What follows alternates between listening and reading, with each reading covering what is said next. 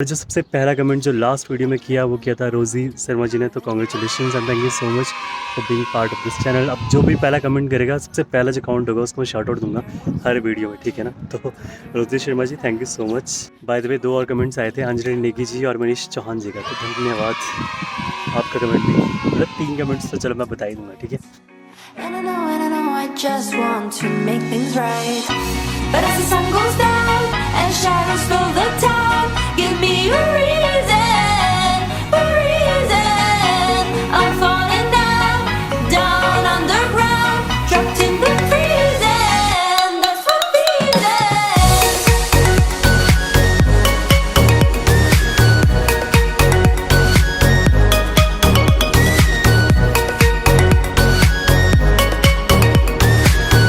नमस्कार, आप सभी लोगों का हार्दिक स्वागत और अभिनंदन है देवभूमि उत्तराखंड के इस खास चैनल में जिसका नाम है बोलते पहाड़।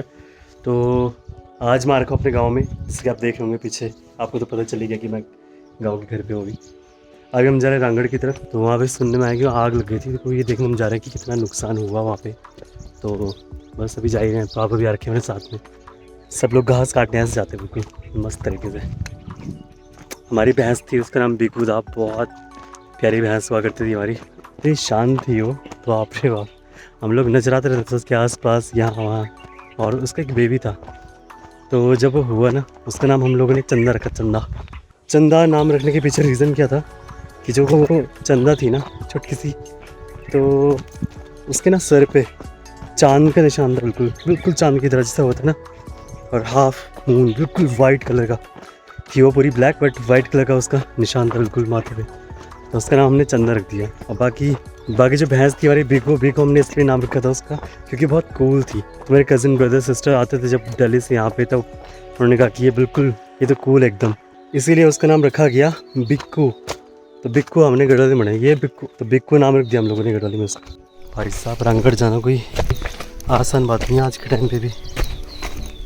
दिखाते तो खेत खलियान हमारे गाँव के, ये आजकल प्याज लहसुन लग रखे हैं यहाँ पे।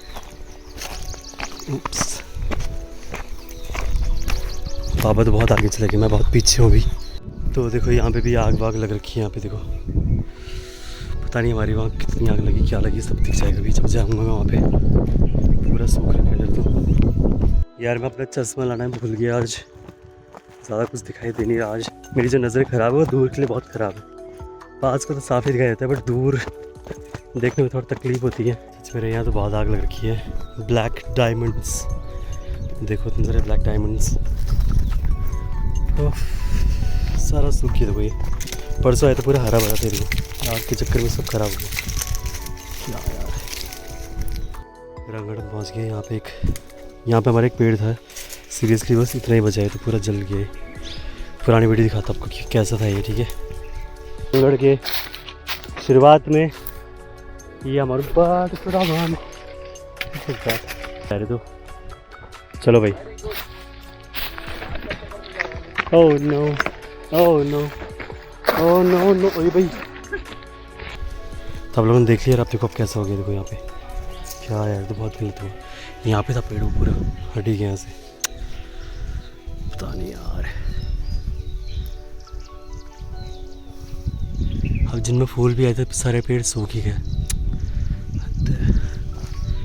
कुछ पेड़ बचे हैं बेचारे, थोड़ा वो भी अभी रिकवरी मोड में लग रहे हैं मुझे। ये भी येलो गया, इन पे भी इनमें फूल है कुछ में। इस बार तो पूरा भस्म ही हो गया, पूरा जंगल रहता है। गुरियाल का पेड़,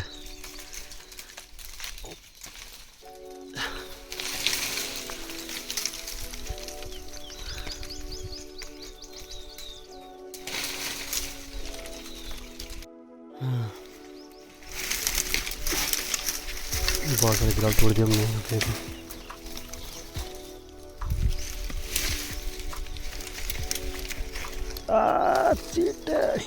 हो गया आज का काम। पिछली बार के मुकाबले इस बार ज़्यादा गुलाब तोड़े हम लोगों ने। बाकी इसकी सब्ज़ी कैसे बनती है मैं एक लिंक डिस्क्रिप्शन में डाल दूँगा, आप बहुत इंजॉय करोगे। वापस जा रहे हैं हम लोग अभी।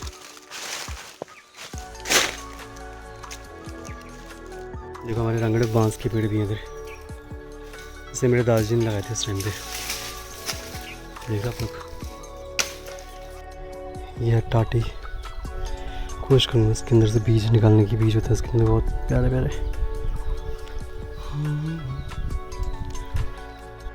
पसीना आ गया ना, भयंकर खतरनाक। देख रहे हो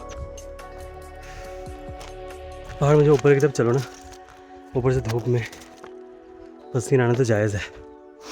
बाकी हमारा गांव जो थोड़ा नीचे की तरफ है तो थोड़ा गर्मी है यहाँ पे, पर टिहरी में तो बहुत ठंडा है। पहुँच गए हम रोड की तरफ। बाकी हम वापस जा रहे हैं अभी घर की ओर। आज बहुत सारे प्रोडक्ट आने वाले हैं, सब बताऊँगा आपको घर जाके, ठीक है। थक लग गई यार खतरनाक। पापड़ी बना रहे वापस हैं, बढ़िया। दादी को दिखाएंगे आज सबसे स्पेशल। दादी नमस्ते।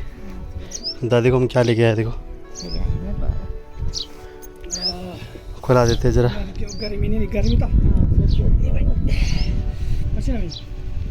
ये खुला, ये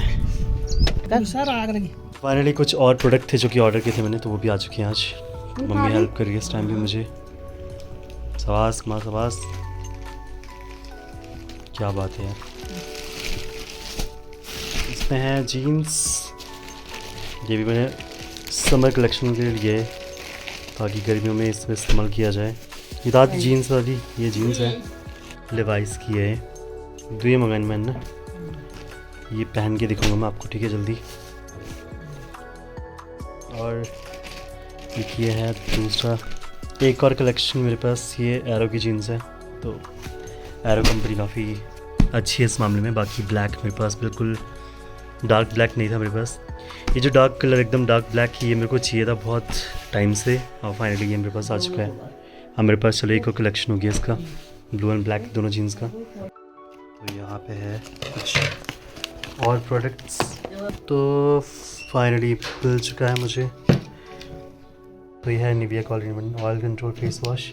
सही टाइम पे आया तो क्यों आगे हो भी आगे, अभी रुक जाके खोलेंगे साथ में इसको। और ये मम्मी के लिए cream, peach milk soft cream, ठीक है मम्मी आपके लिए, ट्राई करना इसको, ठीक है। और ये मेरा पर्स भी आया है देखो अमेज़न से, और इसके अंदर पहले से पैसे भी थे। वाह। तो फेस वॉश मैंने इसलिए लिया क्योंकि काफ़ी ऑयली स्किन है मेरी। बाकी यहाँ धूप वगैरह बहुत लगती है दिन के टाइम पे, डायरेक्ट धूप लगती है पहाड़ों में, तो काफ़ी सारे रीज़न है, मैं आपको बताऊँगा जल्दी। गोरे होने के लिए, ठीक है ना। हाड़ बैंड करके बॉबी का बैग कहाँ के लिए लिया बैग? ये बॉबी का बैग है ये। वही सोच रहा है। चलो मेरे सामान के चक्कर में बॉबी का फ़ायदा हो गया आज। तेरे भी साथ ही आ गई एक साथ, एड्रेस सेम था इसलिए। पहन के दिखा, दिखाइए, पलटियो, पलट पलट पलट। मुझे लग रहा है सच में बहुत छोटा आ गया है तो रिटर्न हो जाएगा वाला, कोई टेंशन नहीं। मैंने आपको साइज चेक करने के लिए बोलता, साइज वही था जो तूने दिया था, मैंने तो वही ऑर्डर किया। हाँ। गोरी तेरे कुछ गिफ्ट आ गया बढ़िया वाला एकदम। सूट आ गया क्या? पता नहीं, अब चेक करिए बताइए कैसा है, ठीक है। अभी खोल फाइनली गोली का गिफ्ट आ चुका है। ये रहा गोली तेरे लिए, वाह, ये वही है जो तूने मंगाया था। मैंने तो रोल में ही खोल दिया। पकड़ो, पापा ये पकड़ो, साइड हो। यही है ना जो तूने मंगाया था? देखो ये मैंने पहन लिया उसको। पीछे। सो फाइनली देखो ये हमारे पास आ चुका है, गोले ने इसे पहन लिया। बाकी इसका रिव्यू हम बाद में देंगे। कैसा लगा गोली तेरे को? ये गोले का बर्थडे गिफ्ट है बाय द वे, तेरे बर्थडे गिफ्ट है। Thank you. कैसा लगा तेरे को भाभी? ठीक ही है ना? तारीफ मत करना। बढ़िया। तो फाइनली हमारे सारे प्रोडक्ट आ चुके हैं। और रिटर्न की कहानी तो सुना, कितने रिटर्न करा दिए हमने आज? कल मैंने 2 मिनट के कराए, मेरा आज बैग, मतलब मैं सोचा इतना बैग होगा, वो इतना बैग। अब फिर उसको रिटर्न करवाया, दूसरा मंगाया अभी। आज जीन्स भी रिटर्न कराई। हाँ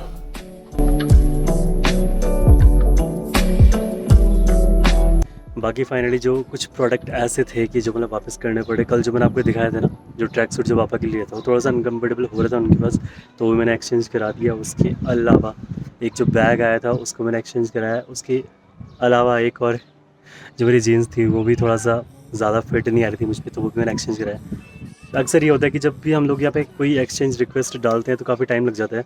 अब फॉर एग्जांपल आप कुछ भी परचेज़ कर रहे हैं यहाँ पे, तो एटलीस्ट 3 डेज़ का टाइम तो मिनिमम तो लगता ही लगता है। जो सिटीज़ है वहाँ पे अक्सर मैंने देखा है कि जिनके पास अमेज़न प्राइम है या जो प्राइम डिलीवरी करवाते हैं, तो सिंपली वहाँ सेम डे डिलीवरी का ऑप्शन भी है, एक ही दिन में आ जाता है।